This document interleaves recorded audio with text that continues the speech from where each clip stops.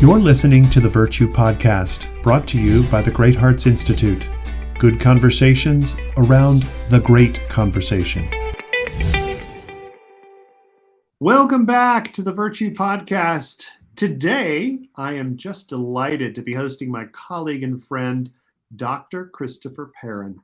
Now, he's a longstanding leader in this classical renewal movement, but he's done a remarkable number of things that have contributed. So let me just enumerate these real quickly before we get started, Chris. He's taught at the collegiate level. He's founded and run a classical school for 10 years in Harrisburg. He then co-founded this curricular media consulting training org that we know as Classical Academic Press, and serves as an articulate and eloquent spokesperson for classical education across the country. And it's not just the country, Chris, you're now globe-trotting. So welcome to the Virtue Podcast. I'm so glad to be here. And you're right. I'm globetrotting a bit, not because of who I am, but because there are a lot of people around the world who are interested in renewing classical liberal arts education. Mm-hmm. And that's been really, really heartwarming and enthusing. We just had a group of 3 teachers from Ecuador spend a few days with us because there's a school there. But anyway, it's happening. Isn't it amazing? Hey, listen, I got to ask, right? If we look at your bio, we'll put it somewhere in the show notes, but look at your biography. And I think, could Chris have ever imagined that this would be the trajectory of his vocation? I mean, you started out as a history major. That's a good thing. And you did graduate study in apologetics and went on, of course, to get your PhD. But could you have foreseen this? Where did this thing come from? This classical education track. Well, people my age and my generation in this renewal, I'll say this.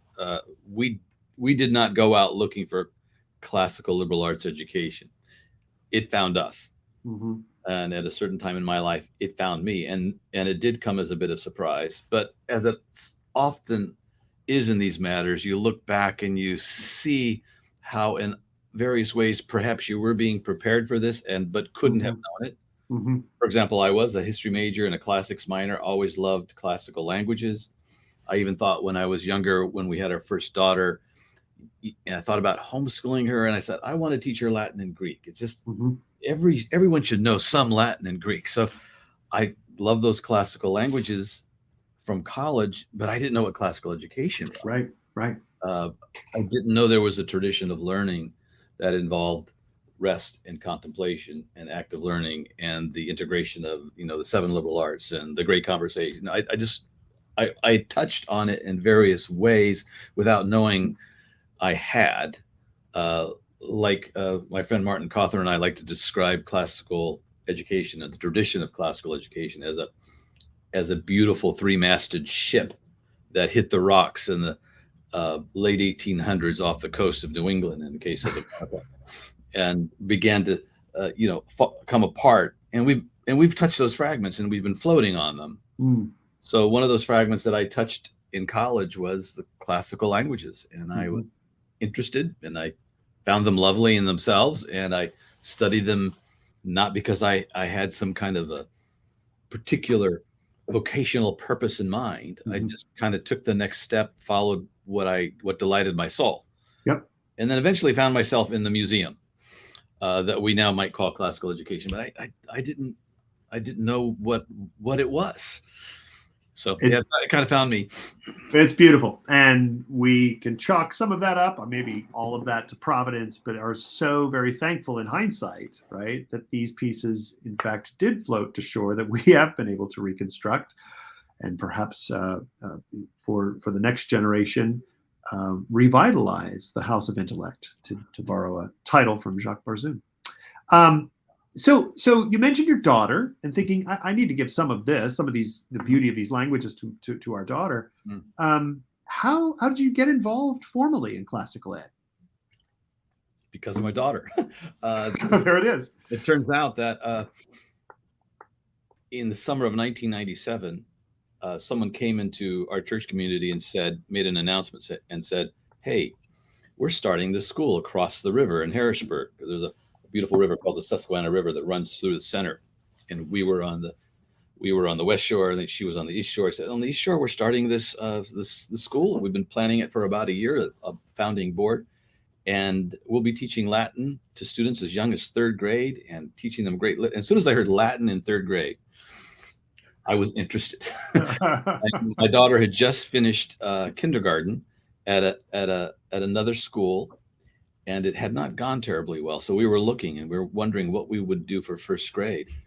And so we went and visited, interviewed with these founding board members, and to shorten the story, about 3 weeks later, I was the founding headmaster of this school. I met them in August, and we started in September. And we started in grades K through 5 with 22 students. And I was the founding headmaster, and my daughter was in the inaugural first grade class. So, maybe the presenting attraction was, what could I do that would bless Zoe? And how can I give her a good or better education? So here it had been this board in Harrisburg that had been working on this for over a year, and I had no idea. And so I got on the Tiger and wrote it for 10 years. Delightful. But I can only imagine, even with that supportive board, you had a lot of work to do in that month. Where did you go to get it together? I mean, you needed a curriculum, you needed teachers, you had to produce a school. How did you go about that? So you're asking me, what was it like to ride the Tiger? I am. Must have been a thrill for sure.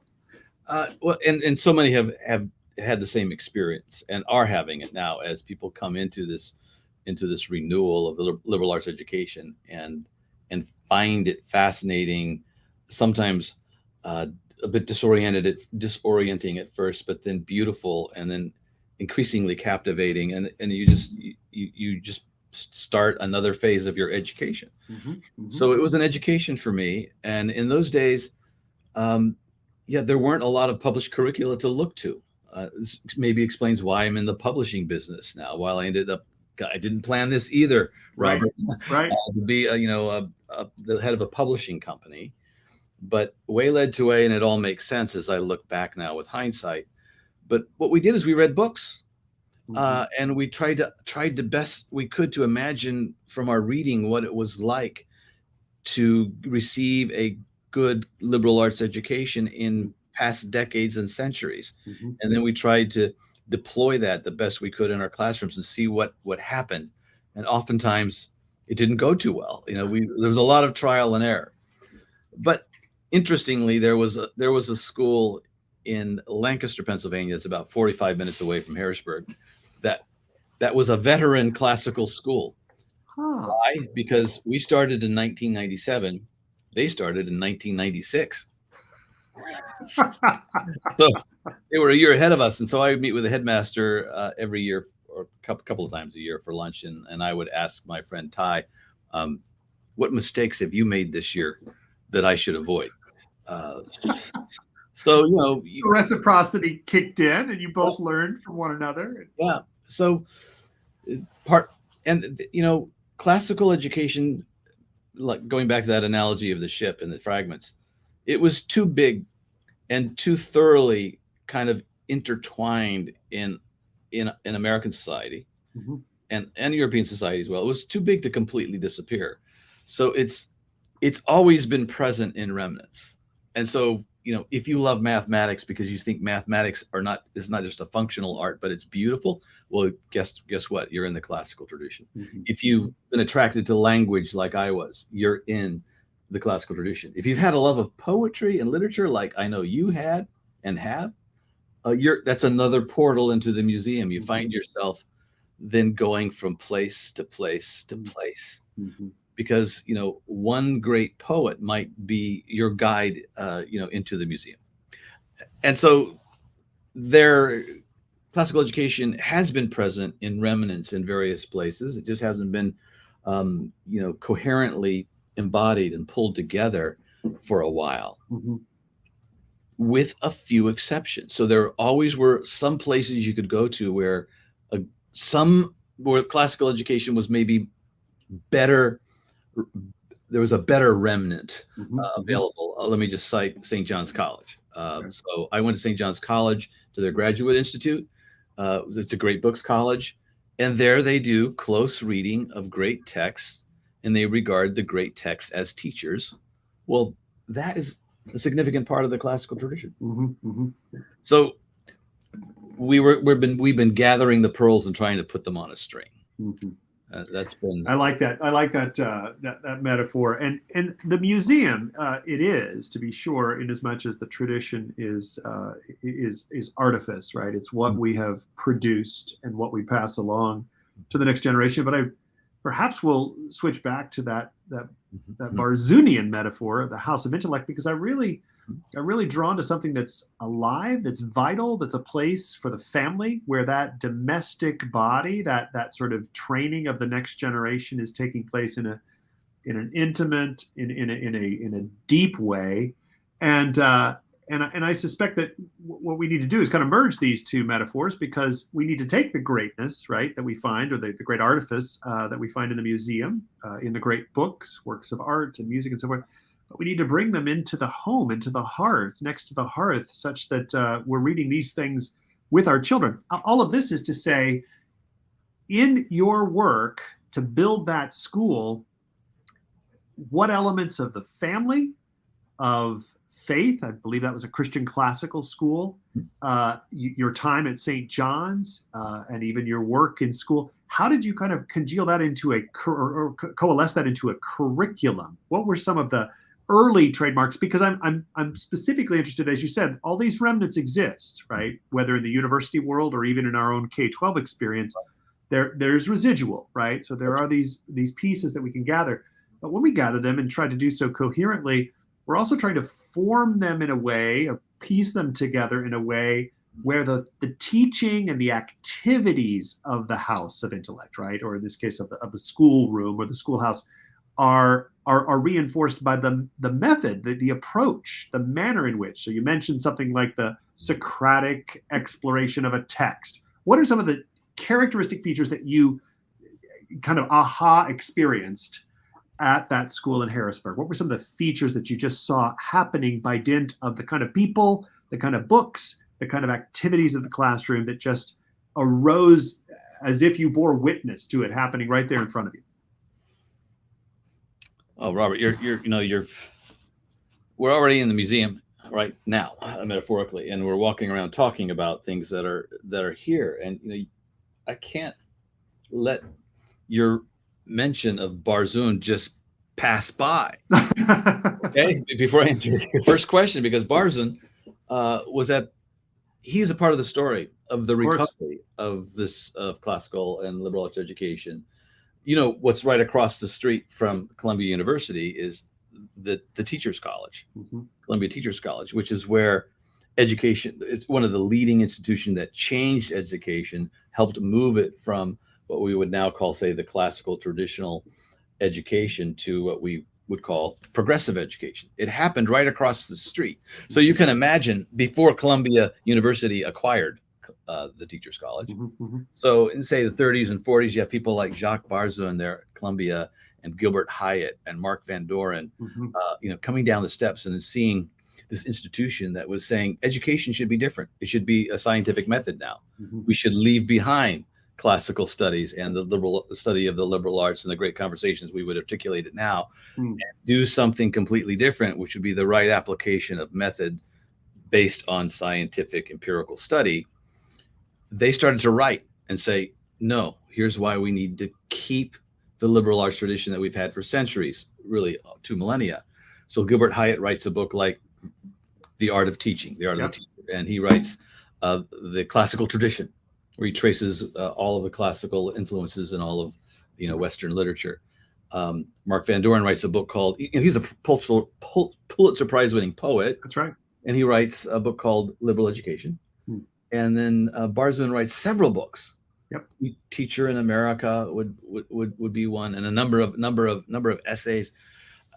These three men educated a lot of people, and they then, those people that they educate, people like Thomas Merton and John Senior and others, and they go off and they start schools and university programs. So anyway, just for the sake of those watching or listening, Barzun is a part of the genealogy and a part of the recovery. Now, to your metaphor about the house, because he has a book called The House of Intellect, you're right. There's a lot of rich metaphors we can use to describe what we're trying to do. Education is complex. It's the formation of a human being. So how are you going to describe that in pithy, clear prose? Sure. It's like, tell me what democracy is. One sentence. It's complex. It's human. It's the formation of a human person. So it's not going to be easy. And so you, being a poet, know this is better than most. When we describe things that are complex, we often have to resort to analogy and metaphor. So what is education like? Well, it is like going into a museum. That's where the muses are. That's where music is. That's where inspiration is. That's where there's a tradition of scholars and thinkers who come together to study, like in the old Alexandrian Museum. Okay, so muse, one of the Greek words for early elementary education, say, was musica. That's the word Plato would use in the Republic. Musica, education that is formation, tuning the heart and the soul. And it's done by experiencing wonder and inspiration. It's where the muses are present. So already there's something rich just in the word museum that we could explore further. Say house. Okay, yes, we are trying to construct something. Often in the classical tradition, educators would talk about the importance of a well-furnished mind. It's already appealing to the house metaphor. We need, what furniture do you want in the house of your soul? If it's not well furnished, you won't be fully educated. And we'll always be furnishing. We'll always be seeking, always be wanting to bring in the next thing that's true, good, and beautiful. And then you mentioned hearth, and it also brings to mind the warmth of a fire and the focus that comes when you have something like a warm fire in front of you. In fact, the Latin word for hearth is focus. And you know what happens when you get, a group of friends or family members in the winter around a roaring fire. You gather and you are warmed by it. And so that metaphor is so rich, and we could go on and on with that. Let me go to one more, and then I'll pitch it back to you. What else is at in a home but a table? And so the idea of a feast, a meal, a banquet has often been used as a metaphor for formative education in the liberal arts and the great books, that we come together, and it's another kind of way we gather, like at a fireplace or a hearth, and we are nourished by great literature, philosophy, the great books, the great conversation, the liberal arts, the conversation that ensues around them. And so I don't know if you have ever come across this poem. You probably have, by Joy Harjo, called The Kitchen Table. But it's a beautiful poem about what happens at a kitchen table in a home. She says, this is where we dream. It's where we have coffee. It's where we make forts. It's where we bury our parents. It's where we dream. It's everything happens at the kitchen table in a home. So there's something very rich about thinking of education as what happens at a table with the people you care about most, where the most important things are discussed, where the most important conversations ensue, and where there is a deep relational interchange among friends. I'll stop there. No, it's beautiful. It's beautiful, Chris, because we need to flesh out, to look at the facets and the facetedness of this approach, this classical approach, in order to give folks an opportunity to, as you said moments ago, find that point of entry. Whatever it is that's good and true, whatever is beautiful and attractive, chances are, if you are devoted to it and you explore it deeply enough, you'll find yourself exploring and discovering this tradition that we refer to as classical. So be it literature, the arts, be it food and cuisine, there are traditions here that enrich us, that nourish us, as you've said. So I'm glad we've played this out a little bit. The reason I was asking about your Harrisburg experience, that school, the founding of that school, is just to imagine and maybe delineate some of the things that you experienced, perhaps by surprise and perhaps expectedly, that clearly will have carried you along to eventually, as we know, founding something of a publishing and training and consulting organization, because you learned from those experiences. You developed the prudential capacity to know what and how these schools, these classical schools, are formed well. Do you have any just sort of, again, top list of the sort of 3 or 4 things that quickly became evident to you as to what distinguished this school, along with the one you were learning from that was 3 years your senior, and set them apart? What's that? 1 year my senior. Oh, 1 year. Sorry. Yeah, 1 year. Okay. Well, yeah, thank you for trying to bring my feet back to the earth, because otherwise I probably could just fly around and we can keep talking about it. Yeah, there is a practical aspect, sure, to running a school and educating humans, and it has to be done well, and you have to learn, well, you might just say the practical trade of working with students and teaching them at various age levels, because students grow and change, and we have to educate them in a way that's ordered to their nature, their level of learning, and all of that. So there's something practical, and by the way, that's in one way that's a way that the research that's been done by modern educators, progressive educators, is helpful. There is some good research that's been done. So even though I have in some way disparaged progressive education in my previous comments, there's good there too, because anything that is good we want. But by what standard do we understand something to be good would be the larger question. Here's a few things that I learned. A school has to be good. This is practical. In fact, maybe it's the most practical thing of all, that the relational health of a school is paramount. The relationship between teachers and students to students and parents, the community that's built. And in the early years of the renewal, as I was involved in it, I would generalize by saying there was a focus on recovery of truth. That truth exists, it can be known, and that the liberal arts are arts of truth perception, as my friend Andrew Kern likes to say. The arts enable us to know and perceive that which is true, good, and beautiful. So, for example, grammar is an art that enables us to understand written text and spoken text with clarity and precision and accuracy, and to speak and write that way ourselves. It enables us access to the best things that have been written so that we can understand them. And write and speak well ourselves. And logic is the way we make arguments, that we show how one truth can lead to another truth, etc. So there was a focus on recovering in those early years the trivium arts of grammar, logic, and rhetoric. Why? Because they've been relatively neglected in K through 12 schools for a long time. Very hard to get a good book on grammar anywhere. To teach grammar. Grammar is not normally taught in K through 12 schools anymore. And same thing with logic and rhetoric. When students are 12 or 13, they're ready to argue. They want to know what is true logically.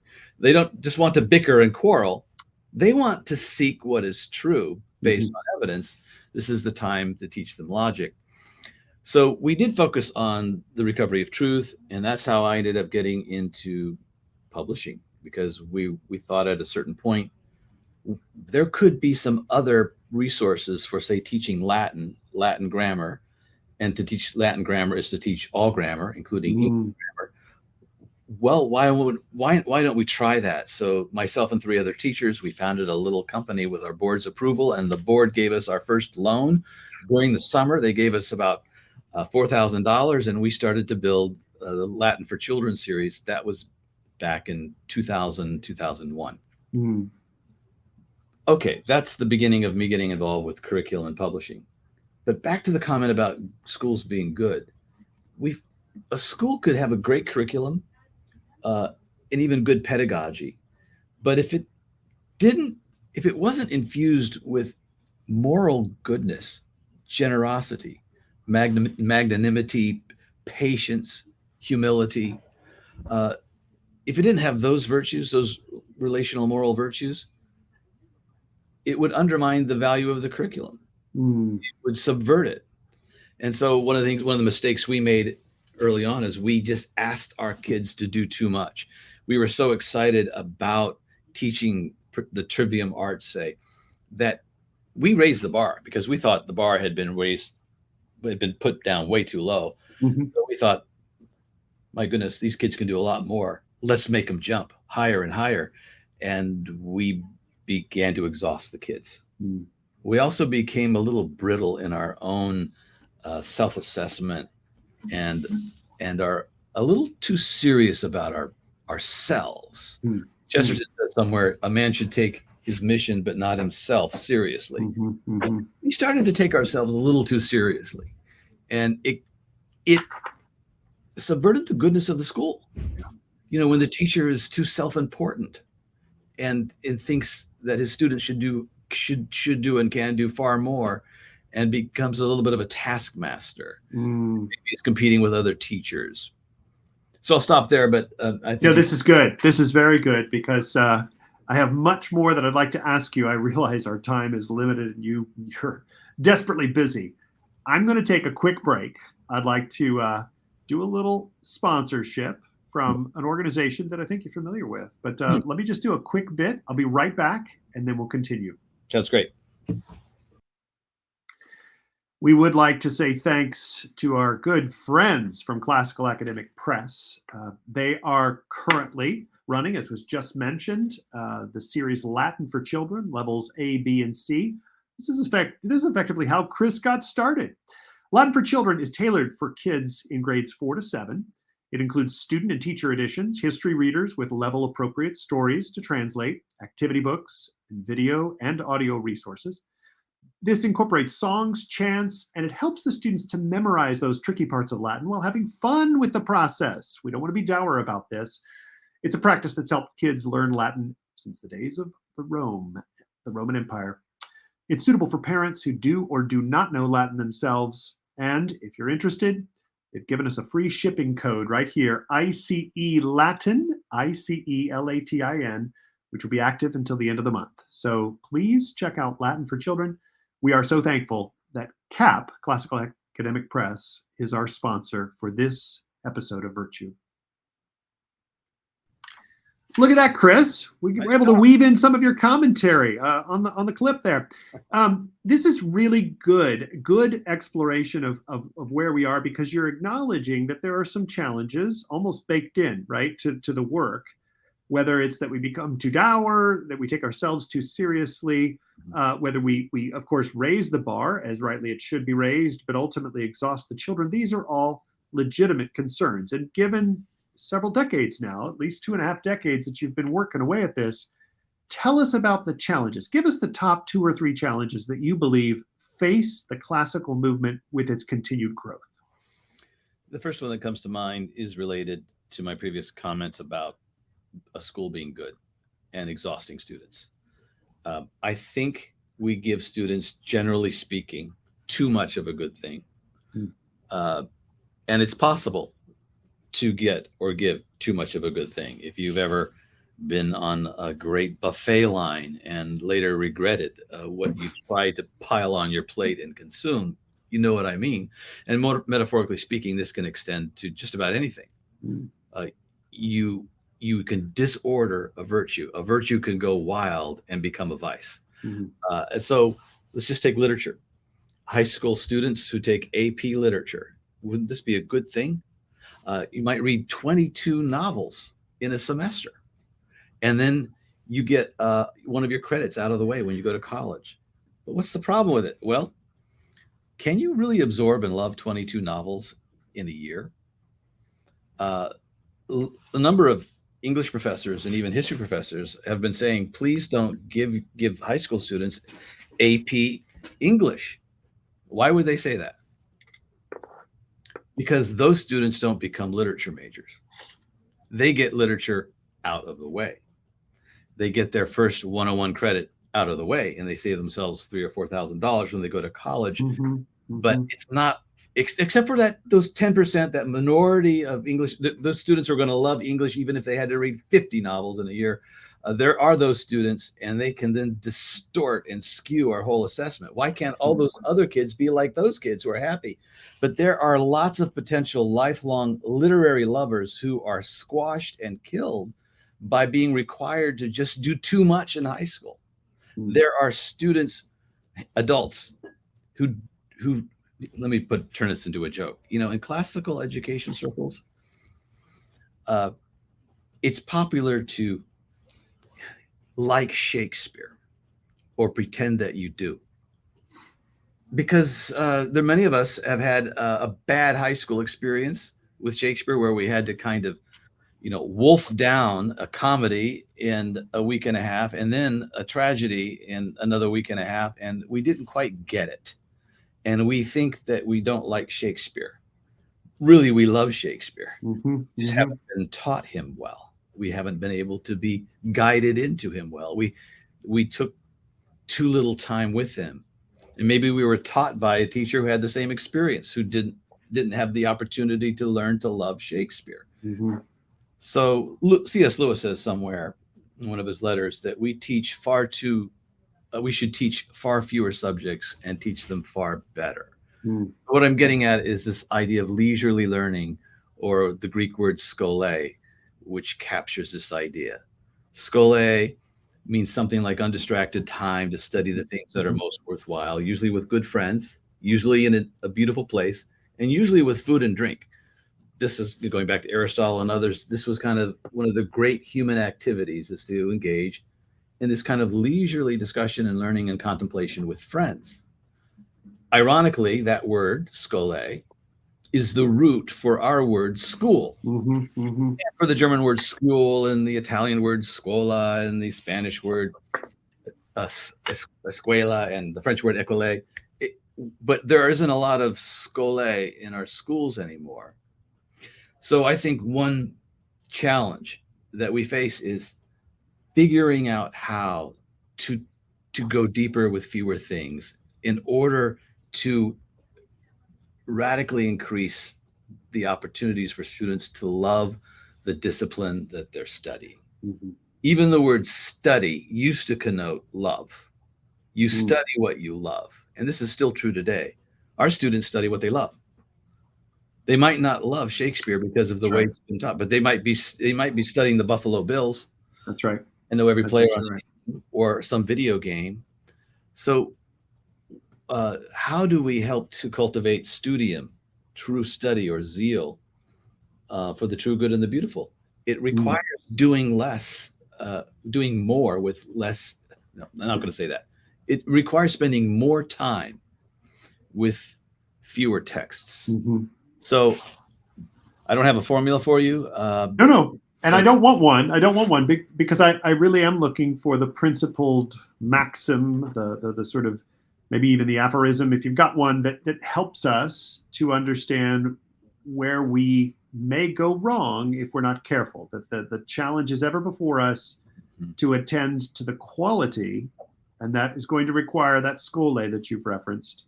It's going to require sufficient leisure, as Joseph Pieper has reminded us, such that the students can in fact take pleasure and some enjoyment, even though there's ardor, there's difficulty, there's a challenge, right, to the development of the rational faculties, but there's also a pleasure in it when competence or capacity is achieved. Thank you for using that word ardor rather than rigor, because ardor connotes something that's a flame. It connotes a love. Rigor sometimes it connotes hardness for hardness' sake. Now, there can be, I think, a healthy rigor that maybe is an ardor, but boy, I really appreciate using ardor. Vigor might even be another alternative word. But sometimes this is another challenge. In classical education circles, we want to talk about rigorous learning. It's a rigorous education. I mean, we make kids do hard stuff because they can, and then they become better educated and they do better in their jobs. We want rigor, none of this other, easy, lazy stuff. Well, that can be a virtue that's turned into a vice. So I much prefer words like ardor and vigor. We'd want to cultivate ardor. If you're looking for a maxim, there are a couple. I know you know them. Well, they come down to us from the tradition. They're not mine. They do. But multum non multa. much, not many. In Latin, this just means it's better to go deeper in a few, do a deep dive in fewer wells rather than do kind of a shallow covering of Mhm. lots of material that you're going to forget. Mhm. So in a high school literature course, I'd much prefer students to do 6 or 7 novels and do them deeply and well and really learn to love these authors and books, because there's a better chance the kids will love, say, Dostoevsky, and Mm. then want to read the next novel on a Saturday morning because you've introduced them to something they can't not but love after giving them adequate time with it. Another maxim would be festina lente, Mhm. make haste slowly. The way you actually can go farther, faster, by engaging in multum non multa. Yeah, The that's return right. on investment is actually a wiser way to go. It's kind of like in economics, buy quality.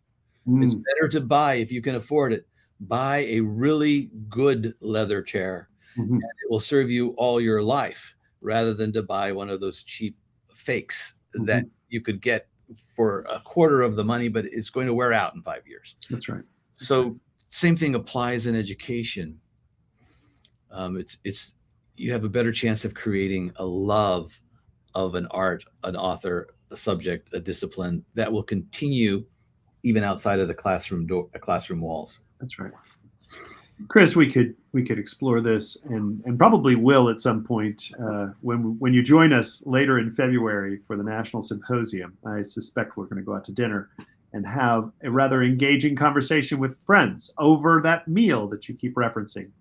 But I do want to make mention of that because Classical Academic Press has always been a strong supporter of the Great Hearts Institute and the work we're doing. Collaborating, coordinating our efforts has been at the centerpiece of our work, and I suspect and have seen it's really a part of your work. So tell me where coordination or collaboration is most needed at this point to advance the larger classical movement. From your perspective, what you're doing there at CAP. Extending the conversation is important.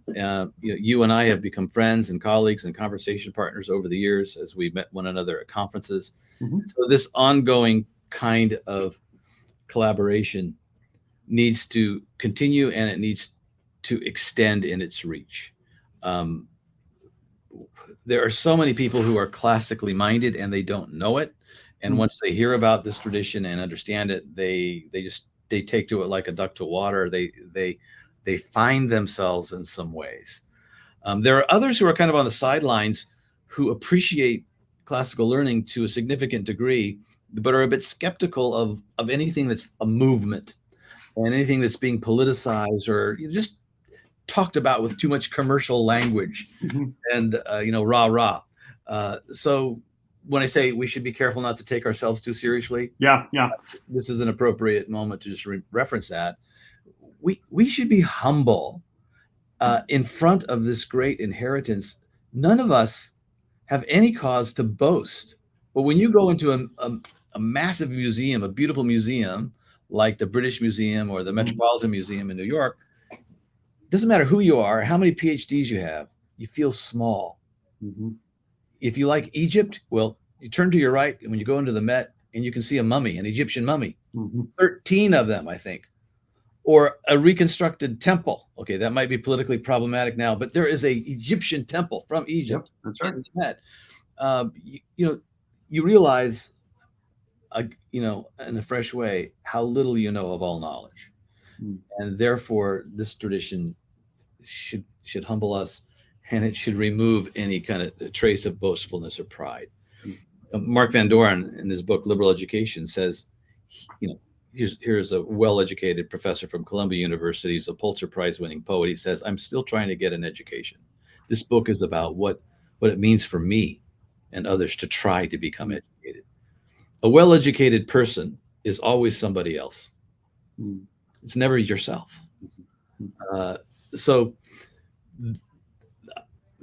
we need to pull people in through with a welcoming kind of gesture and disposition to say, please come be a part of the conversation, Mhm. no matter who you are and no matter how much of this tradition you have something of it. And if you want to come in, there is a fire glowing in the fireplace, and please join us, get a drink, and let's talk. We need to be welcoming. So that's one thing I would say that needs to happen in this tradition, in the renewal of classical education. In some sectors, there's some porcupines out there. There's bristling. There's some I don't know. Of course, there's a place to say I disagree. I can't welcome this idea, but we should always be welcoming people into conversation, even when there's areas of disagreement. And I think in a kind of a way, especially if someone wants to seek truth. That's right. If someone earnestly says, I want to know and seek that which is good, true, and beautiful, there's a place, there's common ground there for a conversation. So I'd say that. I'd also say extending the K through 12 conversation to a K through 16 conversation, such that, now you're a former professor. You've been in this world, and I'm an adjunct here and there, and my wife has been a literature professor. But the college professors are an integral part of the renewal of classical education, and colleges themselves are. And so we're beginning to see more of this, where I'm involved with a fellowship called the Alcuin Fellowship, educators who meet on retreats to discuss the renewal of classical ed. And it's about 2/3 K through 12 teachers and administrators and leaders, and it's about 1/3 professors now who are just. So wouldn't it be great to see an attractive pathway for students that starts in kindergarten or pre-K, but moves all the way through to college and grad school with programs, professors, majors, departments that are of the same mind to continue and deepen classical learning. I want this audience, our podcast audience, to know that I did not script what you just said, because you know well, Chris, that when we get together late February, we're going to have about 70 of those college professors, a dozen institutions of higher education that are serving as sponsors because they want to be with us. And this is part of the renewal. It's in fact, it's bubbling up. We can call it grassroots, if you will, but the fact that classical schools, K-12 classical schools, are thriving and flourishing has given our colleagues in higher ed hope that liberal education is still alive, that the flame still burns. And many of them will be out here. I don't think our proportion is not going to be, 1/3 to 2/3, 1/3 professors, but we'll probably have 20% of that audience coming from the academy, from institutions of higher ed. And I'm pleased with that, because I think that is, to your good point, a sign that this whole educational apparatus is being reformed from top to bottom, and that they can encourage and build one another up as we recover this tradition. I wanted to give you the last word to just tell us a bit about what CAP, Classical Academic Press, is up to in terms of next big projects, which of course I hope will be on display at the symposium. Next publications, what should we know? What should the audience know is coming out of CAP shortly? Oh, thanks, Rob. We've been working for several years on a humane letters curriculum, and it's been the most complex project we've ever engaged in. More authors, more reviewers, more scholars, more teachers, editors involved than ever before, and it's taken longer. But we've been working on a lower school history curriculum called The Curious Historian, and we've released the two first levels for 2 semesters, which are on ancient history, Syria, Babylon, and then Egypt. And now we've finished Greece, and Rome's coming out. So we'll have 4 semesters, 2 levels, ancient history, Near Eastern, and then Greece and Rome. And also one distinctive aspect of this curricular project is to infuse it with cultivation of virtue. Because one, not the only, but one main reason to study history is to acquire prudence, to understand humanity. And by understanding humanity, you understand yourself. So history is a way to know oneself and to know humanity, so that you might be able to know what to do in the present circumstances and even in the future. So that's something that sets it apart. It's full color, it features artwork, it has a narrative approach, it's beautiful. And then finally as well, we've been working on an upper school humane letters curriculum that we call Humanitas. And we've just finished the first year of study, which is American history. starting with Indian origins to modern times.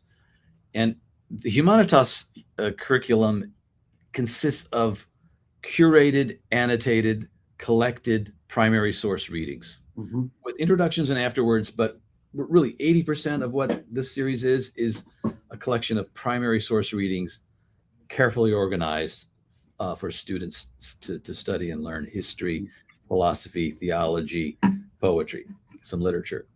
So we're very excited about that. It's being published, again, in full color with artwork, 100 readings across American history. With, we mentioned professors, but with professors and scholars helping us as well as regular writers. So I take a deep breath. It's been a lot of work, but there's that tiger. You still haven't got off that tiger, have you, Chris? That's right. I'm getting thrown off. Haven't learned to stay on. Looking forward to seeing what CAP will bring to Phoenix. That's February 22nd to the 24th. And really looking forward to having dinner with you, Chris, and just spending some of that Skole together. Thanks for your time. You're so welcome. Thanks for having me.